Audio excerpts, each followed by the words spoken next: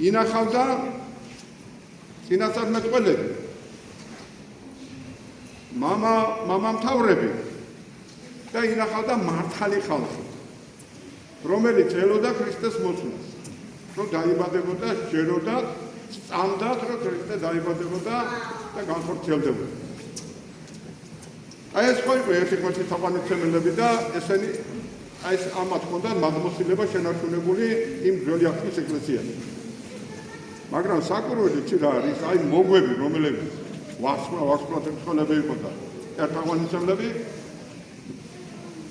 აი მათ ვარსკვლავით ეუწყათ დაბადება ქრისტესთან, გამჟღავნდა მსოფლიოში თლად ქრისტეს დაბადება. აი ჩვენთან საქართველოში მაგალითად როგორ არის, ხედავ? ქართლოსი ამბობს ასეთ სიტყვებს, ვიგნეთ არავისთან მონა, არავისთან მსახურს, თვინი ერთ ღმერთისა დამბადებლისა. აქ ერთი ღმერთის თაყვანისცემაზეა ნიშანი. თავის შვილებს არიგებს, ჩვენი მამამთავარი ქართლოსი. და ჯვარცმის დრო რო იყო, აი სიდონიას როდესაც ჩაიყუდა კვართი უფლისა, ხმა ესმა იმქმიდა ღვთისგან და გამოდევა სულით. ეს გადმოცემები არსებობს.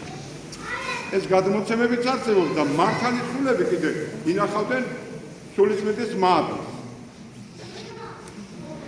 ძველ აღთქმაში მოსე წინასწარმეტყველიდან არის დასაწყისი ძველი აღთქმისა. და აი ქრისტეს დაბადებიდან არის ახალი აღთქმის დასაწყისი. და თორა ისრაელი ხშირად იხრებოდა საწუნოებით, იბნებოდა პოლიტიკურ აი ამ ავანტურებში ხდებოდა. ხო და მე გითხარ თქვენ ხან ეგვიპტელებისკენ იყო ხან ეგვიპტე აღარა სადაც აიყვანა მონათხავდა მთელი ერი.